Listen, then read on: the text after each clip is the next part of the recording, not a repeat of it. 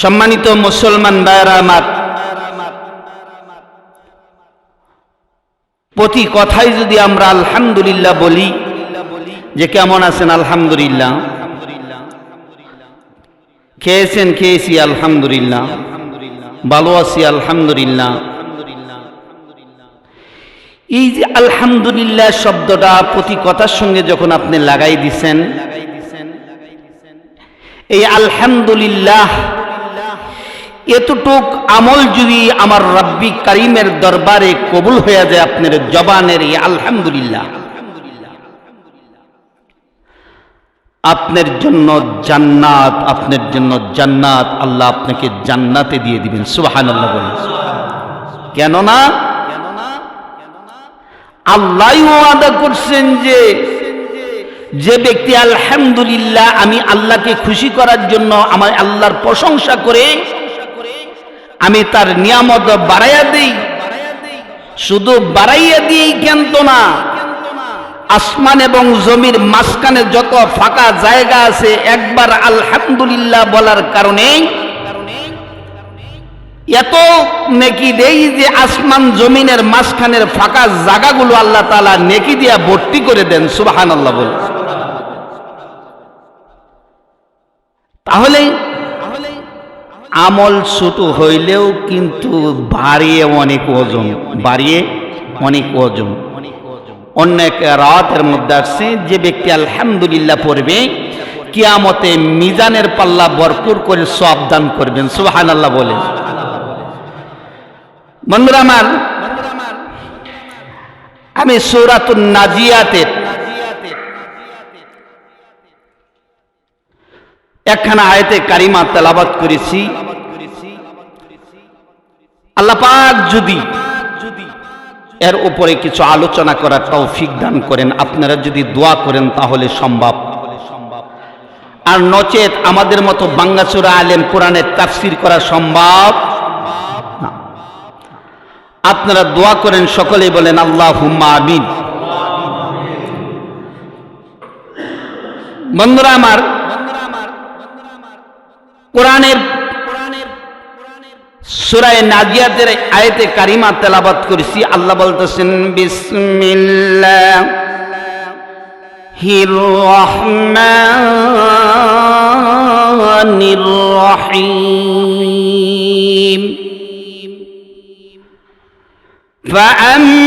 ফাআম্মা মান তাগা ওয়া আসাওয়াল হায়াতাদ দুনিয়া ফাইন্নাল জাহিমা হিয়াল মাওয়া। সাদাকাল্লাহুল আযীম। আল্লাহ পাক প্রথম দিক দিয়ে এখানে বললেন ফাআম্মা মান তাগা। তাগা শব্দ হইল তুমি সীমা লঙ্ঘন করিও না, সীমা লঙ্ঘন করিও না। এখন জমির সীমানা, গড়ের সীমানা, এটা আবার বুঝতে হবে। আল্লাহ বলছেন সীমা লঙ্ঘন করিও না। কি সীমা লঙ্ঘন করিও না? কোরআনের সীমা লঙ্ঘন করি না। কোরআন যাহাকে হারাম বলছে ওটা হারাম মানো, যাহাকে হালাল বলছে ওটা হালাল মানো। সুবহানাল্লাহ বলল না। কোরআন একটা বেরিগাট, আপনাকে খারাপ পথ থেকে জান্নাতের পথে নেয়ার জন্য, হেদায়েতের পথ ধরানোর জন্য আল্লাহ কোরআন নাজিল করেছেন মুহাম্মদ সাল্লাল্লাহু আলাইহি ওয়াসাল্লামের উপরে। আমাদের মাঝে আমাদের উপরে কোরআন দিয়েছেন আল্লাহ কেন? জান্নাতের পথ যেন আমরা খুঁজে পাই, হারামগুলো, বেদাতগুলো, শিরিকগুলো থেকে যেন আমরা বেঁচে থাকতে পারি। এই জন্যই আমার মহান আল্লাহ আয়াতে কারিমা নাজিল করেছেন। এখন কোরআনের সীমা কি?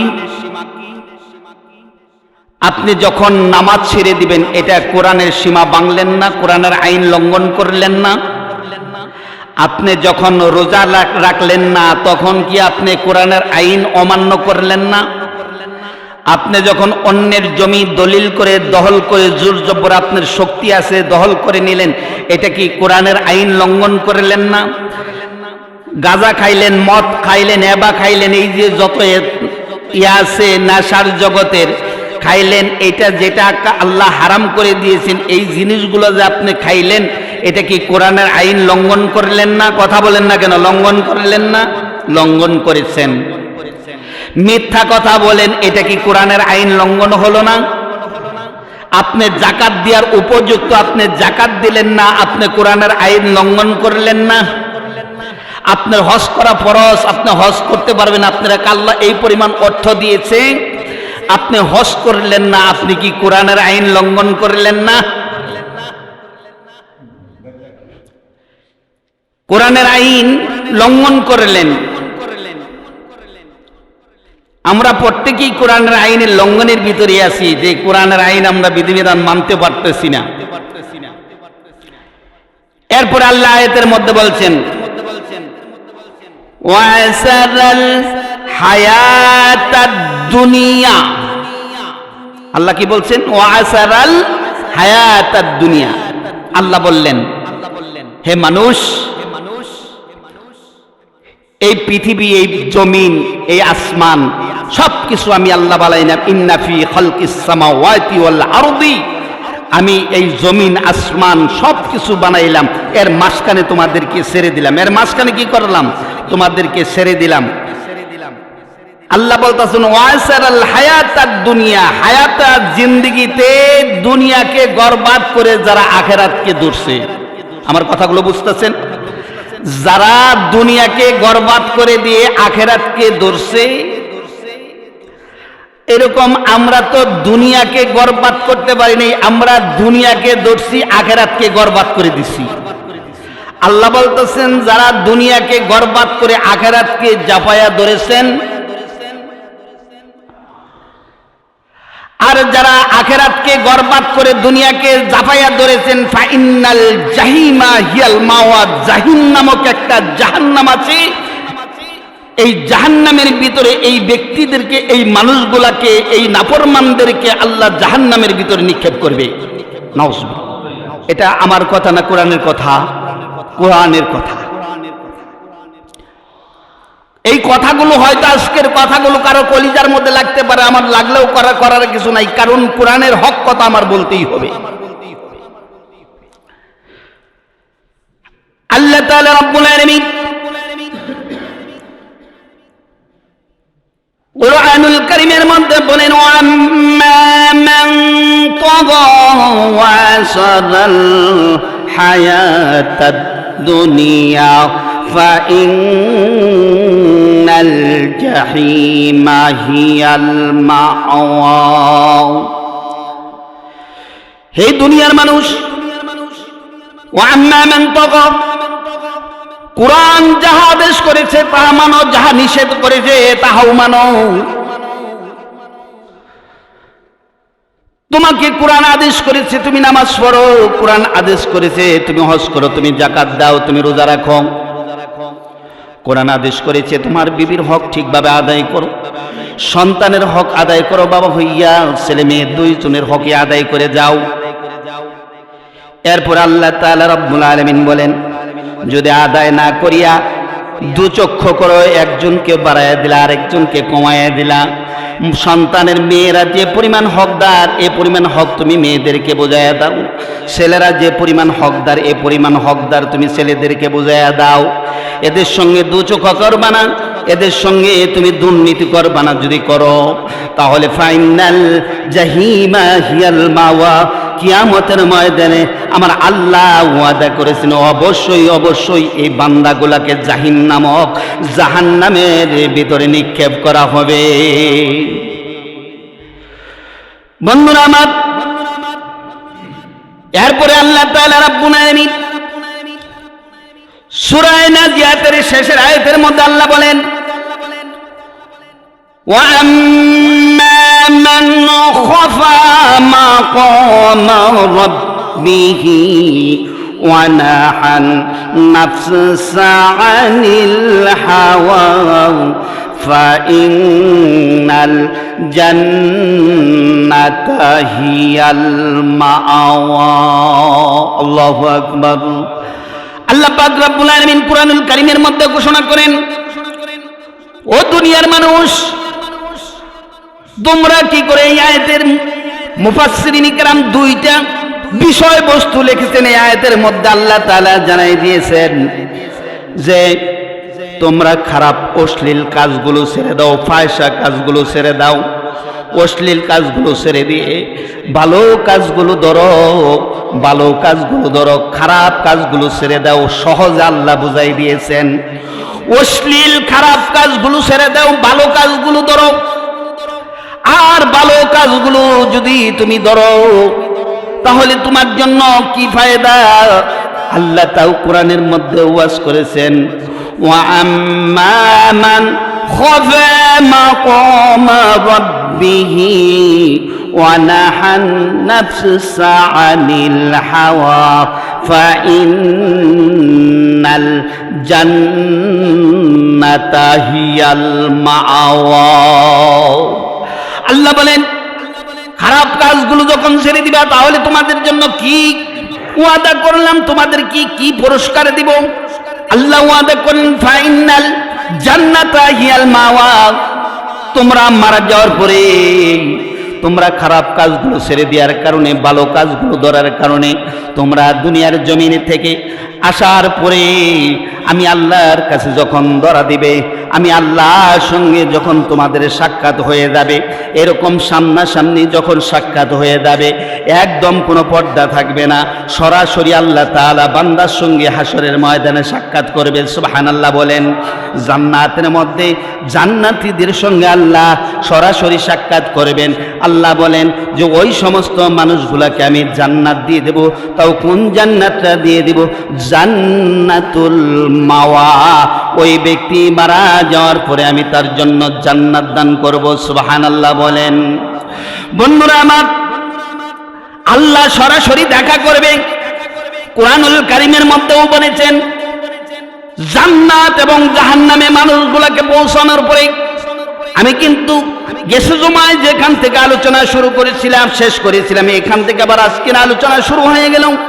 বন্ধুরা আমার, জান্নাত এবং জাহান্নামের ভিতরে মানুষগুলোকে হিসাব নিকাশ হওয়ার পরে, জান্নাত জাহান্নাম হওয়ার পরে আল্লাহ তাআলা রাব্বুল আলামিন জান্নাতীদেরকে ডাক দেয়া বলবে, ওরে বান্দা, তোমাদের কোনো কমতি আছে নাকি? তোমাদের মনে কোনো আশা আছে নাকি? সুবহানাল্লাহ বলেন। তোমাদের মনে কোনো আশা আছে নাকি? তোমাদের মনে কোনো আকাঙ্ক্ষা আছে নাকি? বান্দাগুলো বলবে, আল্লাহ তুমি রহম করে, দয়া করে, মায়া করে আমাকে বড় মাফ করে জান্নাত দিছো, এরপরে তো তোমার কাছে চাওয়ার মতো কিছুই থাকে না। আল্লাহ তাআলা রাব্বুল আলামিন ডাক দেয়া কয়, বান্দা আমি তো ওয়াদা করেছিলাম জান্নাতের মধ্যে তোমাদের সঙ্গে সাক্ষাৎ করব। আমি আল্লাহর দিদার, আমি আল্লাহর সঙ্গে তোমাদের কি সাক্ষাৎ করতে মনে চায় না? আমি আল্লাহকে কি তোমরা দেখতে চাও নাই? সুবহানাল্লাহ বলেন। তখন মানুষগুলো পাগল পারা হয়ে যাবে, মানুষের কাছে সমস্ত জান্নাতি নিয়ামত তুষ্ট হয়ে যাবে। মানুষগুলো বলবে, আল্লাহ তোমারই দেখতে চাই, তোমাকেই দেখতে চাই, তোমারই দেখতে চাই। মানুষগুলো পাগল পরা হয়ে যাবে। আল্লাহ তাআলা রব্বুল আলামিন জান্নাতের মধ্যে একটা সভা দিবেন। সুবহানাল্লাহ বলেন। একটা মাহফিল দিবেন জান্নাতের মধ্যে। মাহফিলের বন্ধুরা আমার, মাহফিলের প্রধান বক্তা হবেন আমার নবী মুহাম্মদুর রাসূলুল্লাহ সাল্লাল্লাহু আলাইহি ওয়াসাল্লাম। বন্ধুরা আমার, ওই জান্নাতের মধ্যে দাউদ আলাইহিস সালাতু ওয়াসসালাম হবে দ্বিতীয় বক্তা। সুবহানাল্লাহ বলেন। দাউদ নবী হবে দ্বিতীয় বক্তা। আপনি আমার নবী মুহাম্মদুর রাসূলুল্লাহ সাল্লাল্লাহু আলাইহি সাল্লাম জান্নাতের মধ্যে হবেন প্রধান বক্তা, আর আল্লাহ হবেন সভাপতি। সুবহানাল্লাহ বলেন। বন্ধুরা আমার, দুনিয়ার জমিনে একটা নিয়ম আছে, সভাপতির লাস্টে একটা বাসন আছে না নাই? মাহফিলের মধ্যে সভাপতির একটা লাস্টে একটা বাসন আছে। আবার দ্বিতীয় বক্তা এবং প্রধান বক্তার একটা সিরিয়াল আছে না নাই? সিরিয়াল আছে রে বাবাজি। জান্নাতের মধ্যে আল্লাহ তাআলা রব্বুল আলামিন ডাক দিয়ে বলবে, ও দাউদ, তোমার জবান দিয়ে দুনিয়ার জমিনে যখন তুমি কোরআন তেলাওয়াত করেছো, সমুদ্রের মাছগুলো পানি থেকে ফালাইয়া উঠে তোমার কোরআন তেলাওয়াত শুনছে। সুবহানাল্লাহ বলেন। তোমার জবান দিয়ে যখন তুমি কোরআন তেলাওয়াত করছো, আকাশ দিয়ে পাখিগুলো উড়ে গেছে, পাখিগুলো থেমে তোমার কোরআন তেলাওয়াত শুনছে। বনের হরিণগুলো, বনের বাঘগুলো, বনের পশুগুলো, পিপিলিকা পর্যন্ত তোমার কোরআন তেলাওয়াত শোনার জন্য দুনিয়ার জমিনে সকলে থামে গেছে। আজকে ওই কণ্ঠদ্রা দিয়া জান্নাতি বন্ধুদেরকে একটু কোরআন তেলাওয়াত শোনায়া দাও। বন্ধুরা আমার, আল্লাহ তাআলার হুকুমে দাউদ নবী কোরআন তেলাওয়াত শুরু করবে। দাউদ নবী কোরআন তেলাওয়াত শুরু করবে। দাউদ নবীর কণ্ঠ এত সুন্দর, এত সুন্দর। জান্নাতের মধ্যে যখন দাউদ নবীর কণ্ঠ দিয়ে কোরআন তেলাওয়াত শুরু করবে, জান্নাতি মানুষগুলো, জান্নাতি মেহমানগুলো রে বাবা জান্নাতের মতো হেলাইতে ডেলাইতে থাকবে, হেলতে টেলতে থাকবে। মানুষগুলো বেহুশ অবস্থা হয়ে যাবে। লক্ষ লক্ষ বছর জান্নাতের ভিতরে মানুষগুলো চলে যাবে। যখন দাউদ নবী বন্ধ হয়ে যাবে, আমার আল্লাহ তাআলা রাব্বুল আলামিন আপনি আমার নবী মুহাম্মদুর রাসূলুল্লাহ সাল্লাল্লাহু আলাইহি ওয়াসাল্লামকে বলবেন, তোমরা দাউদ নবীর কণ্ঠে কোরআন তেলাওয়াত কর শুনলাম, এখন তোমাদের মনে কি আশা নাই যে রাহমাতাল লিল আলামিন আমার দোস্ত আখিরাতের নবী, দুনিয়ার নবী, এই নবীর জবানের কোরআন তেলাওয়াত কি তোমাদের শুনতে মন চায় না? মানুষগুলো ফাল ফাটতে থাকবে আর বলতে থাকবে, আল্লাহ কোরআন তেলাওয়াত শুনতে চাই, কোরআন তেলাওয়াত শুনতে চাই। বন্ধু, কোরআন যখন তেলাওয়াত করা শুরু করবে, নবী আলাইহিস সালাতু ওয়াস সালাম কে যখন আদেশ করা হবে, নবী কোরআন তেলাওয়াত শুরুতে বিসমিল্লাহির রহমানির রহিম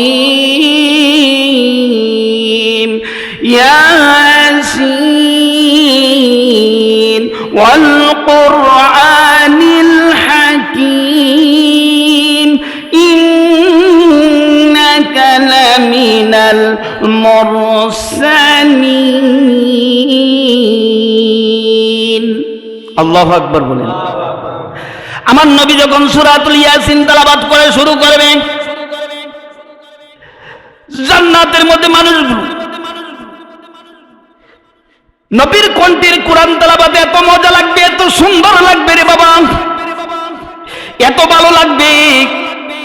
মানুষগুলো জান্নাতের মধ্যে হেলাইতে হেলাইতে রাখবে, আর মানুষগুলো বেহুশ হয়ে যাবে, জ্ঞান হারা হয়ে যাবে। কোন কিতাবের বর্ণনায়, তাফসীরের বর্ণনায় আছে 8 লক্ষ বছর জান্নাতের মধ্যে নবীর জবানের কোরআন তেলাওয়াত শুইনা মানুষগুলো বেহুশ হয়ে থাকবে। সুবহানাল্লাহ বলেন। মানুষগুলো বেহুশ হয়ে থাকবে রে বাবা। ওরে বাবা, এরপরে আল্লাহ তাআলা রব্বুল আলামিনের রাসূল সাল্লাল্লাহু আলাইহি সাল্লামের কোরআন তেলাওয়াত শেষ হওয়ার পরে রে ভাইজান, কোরআন তেলাওয়াত শেষ হওয়ার পরে আমার নবী কোরআন তেলাওয়াত শেষ হওয়ার পরে আমার আল্লাহ ডাক দেয়া বলবে, জান্নাতি বন্ধুরা, জান্নাতি মেহমানরা গো, আমি আল্লাহর জবানের কোরআন তেলাওয়াত রাখি, তোমরা শুনবা না? মানুষগুলো পাগল হয়ে যাবে আল্লাহর জবানের কোরআন তেলাওয়াত শোনার জন্য। মানুষগুলো পাগল হয়ে যাবে। জান্নাতি আল্লাহর জবানের কোরআন তেলাওয়াত করবে, আল্লাহর জবানের কোরআন তেলাওয়াত করবে, আল্লাহর জবানের কোরআন তেলাওয়াত শুনবে, মানুষগুলো পাগল হয়ে যাবে। আমার আল্লাহ তাআলা রব্বুল আলামিন আমরা যখন সূরা আর রহমান পড়ি, আর রহমান আল্লামাল কুরআন খলাকাল ইনসান আল্লামাহুল বায়ান, কোরআন তেলাওয়াত করি সূরাতুল আর রহমান আল্লাহ পড়বেন কিন্তু ভিন্নভাবে। সুবহানাল্লাহ বলেন। সূরাতুল আর রহমান পড়বে আল্লাহ, আমরা যেইভাবে কোরআন তেলাওয়াত করতেছি এইভাবে না। আল্লাহ কোরআন তেলাওয়াত করবেন আনার রহমান, আমরা পড়ছি আর রহমান, আল্লাহ পড়বেন আনার রহমান আল্লামাল কুরআন। বন্ধুরা আমার, আল্লাহর জবানের কোরআন তেলাওয়াত গুলো যখন জান্নাতের মধ্যে শুরু হয়ে যাবে, মানুষগুলো জান্নাতের মধ্যে পিপিলিকার মতো নাচতে থাকবে, জ্ঞান হারাম হয়ে যাবে। এই হাদিসের বর্ণনা দিয়ে হয় না, কত কোটি কোটি বছর জান্নাতীরা জান্নাতের মধ্যে আল্লাহর জবানের কোরআন তেলাওয়াত শুনবেন। আল্লাহর সুন্দর নূর দেখে মানুষগুলো পাগল হয়ে যাবে। আল্লাহর চেহারা মোবারক দেখে, সৌন্দর্য নূরগুলো দেখে বান্দা পাগল হয়ে যাবে। কোরআন তেলাওয়াতের পরে মানুষগুলো লক্ষ লক্ষ কোটি কোটি বছর জান্নাতের মধ্যে বেহুশ হয়ে থাকবে রে বাবা। বেহুশ হয়ে থাকার পরে জান্নাতের রমণীরা, জান্নাতের হুরগুলো আল্লাহ তাআলার কাছে পরিধান করবে, আল্লাহ এরা তো আমাকে ভুলে গেল, এরা তো আমাদেরকে ভুলে গেল, তোমার ধ্যানে মগ্ন হয়ে গেছে, এরা তো আমাদেরকে আর চায় না। আমার আল্লাহ তাআলা রাব্বুল আলামিন যখন এই হুরগুলো এরকম পরিধান করতে থাকবে, আল্লাহ তাআলা রাব্বুল আলামিন জান্নাতের মধ্যে একটা পর্দা ফালায় দিবে। পর্দা ফালায় যখন আউল হয়ে যাবে, মানুষগুলো ফালাই ফালাই জান্নাতের মধ্যে কাঁদবে আর বলবে, আল্লাহ জান্নাতের আর কিছুই চাই নাই, শুধু তোমার চেহারাটা যেন দর্শন করতে পারি। সুবহানাল্লাহ বলেন। বন্ধুরা আমার, এত সুন্দর জান্নাত, এত সুন্দর জান্নাত, এই জান্নাতের মধ্যে আল্লাহ নিজের জবান দিয়া কোরআন তেলাওয়াত শোনাইবে। ওরে ভাই, এই জান্নাত পেতে গেলে জান্নাতে যাওয়ার জন্য কিছু আমল আছে, কিছু আমল আছে, কিছু ইমানি তাগেদা আছে, এই কাজগুলো করতে হবে, নচেত জান্নাতে পাওয়া যাবে না, জান্নাতে যাওয়া যাবে না। যেমন বন্ধু, আমি প্রথম দিক দিয়ে আয়াতে পড়ছিলাম, ফাআম্মা মান তাগা ওয়া আসারাল হায়াতাদ দুনিয়া। বন্ধুরা আমার, এই আয়াতের মধ্যে আমার আবার আশা লাগলো, কেন জানেন? আপনাদেরকে বোঝানোর জন্য। জান্নাতে যাইতে গেলে এই কোরআনের আইন, কোরআনের সীমা লঙ্ঘন করা যাবে না, কোরআনের সীমা কোনোভাবেই লঙ্ঘন করা যাবে না। কোরআন যে এটাকে হারাম বলছে, এটাকে হারাম মানতে হবে, যে এটাকে হালাল বলছে, এটাকে হালাল মানতে হবে। হালালকে হারাম বানানো যাবে না, হারামকে হালাল বানানো যাবে না, এই কথাগুলো অবশ্যই মানতে হবে। সীমা লঙ্ঘন করা যাবে না। সীমা লঙ্ঘনকারী ফাইনাল জাহিমা হিয়াল মাওয়া, এদেরকে জাহান্নামের মধ্যে দিবে। এদেরকে কই দিবে? জাহান্নামের মধ্যে দিবে। ও ভাইজান, আল্লাহ তাআলা তো বলেন, ওয়া ফাম্মা মান তাগা ওয়া আসারাল হায়াতাদ দুনিয়া। যে কয়েকটা দিন সময় পেয়েছেন বাবা, যে কয়েকটা দিন সময় পেয়েছেন, 60-70 বছর 50 বছর জিন্দেগি হায়াত দিয়া আপনা আমাকে দুনিয়ার জমিনে প্রেরণ করেছে, দুনিয়ার জমিনে প্রেরণ করেছে।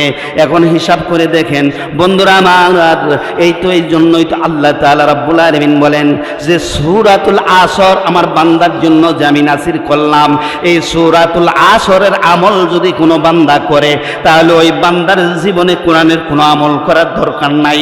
সূরাতুল আসরই তাকে জান্নাত পর্যন্ত পৌঁছায় দিবে। সুবহানাল্লাহ বলেন। বন্ধুরা আমার, আল্লাহ তাআলা বলেন, ওয়াসারাল হায়াতাদ দুনিয়া, হায়াতে জিন্দেগিতে তোমরা যদি দুনিয়াকে বরবাদ করতে পারো, আখিরাতকে প্রাধান্য দিতে পারো, আখিরাতের ভয় দিলের মধ্যে যদি থাকে, ইত্তাকুল্লাহ, আল্লাহর ভয় যদি তোমার দিলের মধ্যে থাকে, কবরের ভয় যদি তোমার দিলের মধ্যে থাকে, দিলের মধ্যে থাকার পরে তুমি যদি এরকম দুনিয়াকে বরবাদ করে আখিরাতকে প্রাধান্য দিলা, আখিরাতকে প্রাধান্য দেওয়ার পরে তোমার জন্য আমি আল্লাহ ঘোষণা করলাম, ওয়া আম্মা মান খাফা মাকামা রাব্বিহি ওয়া নাহান নাফসা আনিল হাওয়া ফাইন্নাল জান্নাতা হিয়াল মাওয়া। আমি আল্লাহ ঘোষণা করলাম, তোমরা যখন খারাপ কাজগুলো, ইন্নাস সালাতা তানহা আনিল ফাহশাই ওয়াল মুনকার, তোমরা যখন খারাপ কাজগুলো ছেড়ে দিলা, খারাপ কাজগুলো ছেড়ে দিলা এবং তওবাতুন নাসুহা পড়লা, ও তুবু ইলাল্লাহ, যখন তওবাতুন নাসুহা পড়লা, এরপরে তুমি ভালো কাজগুলো শুরু করে দিলা। ভালো কাজ কোনগুলো? আল্লাহর হুকুম, নবীর তরিকা অনুযায়ী যাহা কিছু কাজ আছে, এই কাজগুলো পরিপূর্ণভাবে আমল করা, এই নাম হলো ভালো কাজ। আর ভালো কাজগুলো যারা করবে, ফাইনাল জান্নাতা হিয়াল মাওয়া, অবশ্যই অবশ্যই ওই ব্যক্তির উলাইকা আলা হুদাম মির রাব্বিহিম ওয়া উলাইকা হুমুল মুফলিহুন, ওই ব্যক্তির দুনিয়াতেও কোনো চিন্তা নাই, সে তো কামিয়াব হয়ে গেছে। ফালা খাউফুন আলাইহিম ওয়ালা হুম ইয়াহজানুন, ওই ব্যক্তির দুনিয়ায় কোনো টেনশন নাই, আখিরাতেও কোনো চিন্তা নাই। ফাইনাল জান্নাতা হিয়াল মাওয়া, ওই ব্যক্তি কবরে যাওয়ার সঙ্গে সঙ্গে আল্লাহ কবরটাকে জান্নাতুল মাওয়া বানায় দিবে। বন্ধুরা আমার, কোরআনের কথা, এগুলো আমার বানানো কথা না, আমার বানানো রচনা না, কোরআনের কথা 1000 বার 1000 বার মানতে হবে। কোরআনের একটা আয়াত জেনে শুনে যদি কেউ অস্বীকার করে সে কাফের। সে কি কাফের? সে কাফের হয়ে যাবে। বন্ধুরা আমার, এই জন্য কোরআনুল কারীমের মধ্যে আল্লাহ সূরা নাজিয়াতের ভিতরে এত সুন্দর করে বুঝাইছেন যে দুনিয়াকে তোমরা ছাইরা দাও, আখিরাতকে ধরো, ধরলেই তোমরা কি হবা, কয়েকদিন পরেই যখন কবরে চলে যাবা, কবরে যাওয়ার সঙ্গে সঙ্গে তোমাদের কবর হয়ে যাবে জান্নাতুল মাওয়া। সুবহানাল্লাহ। কিন্তু ভাই, কোরআনের কথাগুলো যদি বলি, কোরআনের কথাগুলো আমরা মানতে চাই না। কারণ জানেন কি? আল্লাহ সূরা বাকারার আয়াতের মধ্যে বলেন, খতামাল্লাহু আলা কুলুবিহিম ওয়া আলা সামিহিম ওয়া আলা আবসারিহিম গিশাওয়াতু ওয়া লাহুম আযাবুন আযীম। আল্লাহ বলেন, খতামাল্লাহু আলা কুলুবিহিম, তাদের তো কলবের মধ্যে গুনাহ করার কারণে মোহর মেরে দেওয়া হয়েছে। এদের কোরআনের কথা কইলে এদের কানের মধ্যে, কলবের মধ্যে লাগে না। এরপরে বলেন, খাতামাল্লাহু আলা কুলুবিহিম ওয়া আলা সামইহিম, তার চোখের উপরে পর্দা টেনে দেওয়া হয়েছে। ওয়া আবসারিহিম, তার কানের ভিতরে সীসা গলাই দেওয়া হয়েছে। কানের সামনেও কানে শুনে না, দিল থাকার পরেও সে বুঝে না, চোখ থাকার পরেও সে দেখে না। আলা কুলুবিহিম ওয়া আলা আবসারিহিম গিশাওয়াতু ওয়া লাহুম আযাবুন আযীম, তারা কঠিন আযাবের মধ্যে গ্রেফতার হয়ে যাবে। নাউযুবিল্লাহি মিন যালিক। এই জন্য ভাই, কোরআনের কথা কইলে কোরআনের কথাগুলো বুঝে শুনে মানার দরকার আছে না নাই? বুঝে শুনে যদি মানার দরকার থাকে, তাহলে আজকে আপনাদের এই সমাজের মধ্যে অনেকগুলা গড় শুনছি। সমাজের সমাজ অনেক বড়। প্রত্যেকটা গড় থেকে যদি একজন করে মানুষ আইতো, তাইলে 200 মতো মানুষ হয়ে যাইতো। কয়শোর মতো? মসজিদ পরিপূর্ণ বইরা যাইতো, পরিপূর্ণ বইরা যাইতো। কিন্তু এই যে 200-র মতো মানুষ থেকে মনে হয় 100 হয় না, নাই খুব সম্ভাবনা আছে। বন্ধুরা আমার, কারণ কি? আল্লাহ বলেন, লাকাদ জারা'না লিজাহান্নামা কাসীরাম মিনাল জিন্নি ওয়াল ইনস লাহুম কুলুবুন লা ইয়াফকাহুনা বিহা ওয়া লাহুম আয়ুনুন লা ইউবসিরুনা বিহা ওয়া লাহুম আযানুন লা ইয়াসমাউনা বিহা উলাইকা কাল আনআম বাল হুম আযাল উলাইকা হুমুল গাফিলুন। আল্লাহ বলতেছেন এরা গাফেল। লাকাদ জারা'না লিজাহান্নামা কাসীরাম মিনাল জিন্নি ওয়াল ইনস, মারা যাওয়ার পরে 2 জাতির কবরে হিসাব হবে। এক জাতি হলো জিন জাতি, আর এক জাতি হলো আদম। এই 2 জাতির কবরে হিসাব হবে। এরপরে আল্লাহ বলতেছেন, লাহুম কুলুবুন লা ইয়াফকাহুনা বিহা, তাদের দিল মরে গেছে গুনার কারণে। লাহুম আয়ুনুন লা ইউবসিরুনা বিহা, আয়ুনুল শব্দ হলো চক্ষু, তাদের চোখের উপরে মোহর টেনে দেওয়া হয়েছে, তারা চোখ থাকতেও দেখে না। ওয়ালাহুম আযানুন লা ইয়াসমাউনা বিহা, আযান শব্দ হলো কান, এই কান থাকার পরেও সে কানে শুনে না, বুঝে না। না বুঝার কারণে কি হয়েছে যে দুনিয়ার জমিনে যখন 4-5 জানোয়ার লালিত পালিত করা হয়, বোস পশু, গরু, বকরি, বেড়া, মহিষ যখন লালিত পালিত করা হয়, আপনি একে যত দুধ কলা দিয়ে যত বুঝাইয়েই আপনার খাওয়াইতে ওই হেরা চোখের মধ্যে নিয়ে আপনার ক্ষেতের মধ্যে আপনি সাইরা দিবেন। সাইরা দিয়ে কম, এই বেড়া মহিষ, তুই যদি আমার ক্ষেত ছাড়া অন্য কোনো খেতে খাস তাহলে কিন্তু তোর খবর আছে, র্যাপ ফিট করেন যদি। আচ্ছা বলেন তো দেখি, এই মহিষের কাছে যাইয়া যতই আপনি র্যাপ ফিট করেন, এই মহিষ কি আপনার কথা শুনবে? কারণ না শোনার কারণ হলো বাল আদাল্লু উলাইকা হুমুল গাফিলুন। আল্লাহ তাআলা বলছেন যে সে হলো গাফেল, তার বুদ্ধি থাকতেও জ্ঞান থাকতেও বিবেক নাই, আবার এরকম কানেও শুনে কিন্তু তার এরকম স্মরণ নাই, এরকম চোখেও দেখে সে বুঝে না, না বুঝিয়াও উলাইকা কাল আনআম বাল হুম আদাল্লু উলাইকা হুমুল গাফিলুন। সে কি গাফেল? সে তো গাফেল, সে বুঝে না, আবুজা জ্ঞান হারা। এই 4 পা জানোয়ার প্রদত্ত জানোয়ার আছে যে এই জানোয়ারের থেকেও নিকৃষ্ট ওই মানুষগুলা। কোন মানুষগুলা নিকৃষ্ট? আল্লাহ তাআলা তাও জানাই দিয়েছে, গাফিল মানুষগুলো জানোয়ারের থেকেও নিকৃষ্ট। কারণ হাসান বসরি রহমাতুল্লাহ আলাইকে কুকুর জিজ্ঞাসা করছিল, হাসান বসরি আপনি ভালো না আমি ভালো? আচ্ছা, আপনি আমারও যদি কুকুর জিজ্ঞাসা করে, হাসান বসরি আপনি ভালো না আমি ভালো, কত বাজে? 10 পারি হয়ে গেছে কি? আচ্ছা, এই কথাটা শেষ দিতেছি। তখন হাসান বসরি রহমাতুল্লাহ আলাইকে যখন কুকুর প্রশ্ন করলো, হাসান বসরি আপনি ভালো না আমি ভালো? আমরা হইলে কি কইতাম, সরাসরি কুকুর, তুই কুকুর আর আমি মানুষ, তোর সে কত ভালো, এই কথা জিজ্ঞাসা করতাম, ঠিক নাকি? কোন এক করে বেদ দিয়ে দিলাম, যাবরা তোর লগে তো কোনো তুলনাই নেই আমার। কিন্তু হাসান বসরি রহমাতুল্লাহ আলাইকে প্রশ্ন করার পরে হাসান বসরি কয়, কুকুর আমি তোমার প্রশ্নের উত্তর 3 দিন পরে দিব। কয়দিন পরে? 3 দিন পরে। হাসান রহমাতুল্লাহ আলাই 3 দিন পরে হাসান বসরি রহমাতুল্লাহ আলাইয়ের কাছে কুকুর যায়, কয় হুজুর হাসান বসরি আপনি যে প্রশ্নটা করছিলাম, আপনি প্রশ্নের উত্তরটা কি রেডি করছেন? হাসান বসরি রহমাতুল্লাহ আলাই কয়, কুকুর থামো, তোমার সঙ্গে আমি কথা বলি। হাসান বসরি রহমাতুল্লাহ আলাই কয়, কুকুর আমি মারা যাওয়ার পরে, হাসান বসরি আমি মারা যাওয়ার পরে যদি জাহান্নামের মধ্যে আল্লাহ দিয়া দেয়, আমি যদি জাহান্নামী হয়ে যাই, তাহলে তুই কুকুরের থেকে আমি হাজার হাজার গুণ নিকৃষ্ট, আমি হাজার হাজার গুণ খারাপ, হাজার হাজার গুণ খারাপ, হাজার হাজার গুণ খারাপ। 3 বার বলছেন হাসান বসরি রহমাতুল্লাহ আলাই। এরপরে বলতেছেন যে আমি কুকুর, হে কুকুর, আবার আমি মারা যাওয়ার পরে যদি জান্নাতে চলে যাই, আল্লাহ যদি আমাকে জান্নাত দেয়, তুই কুকুরের থেকে আমি হাজার হাজার গুণে ভালো। হাসান বসরি সুবহানাল্লাহ বললেন না?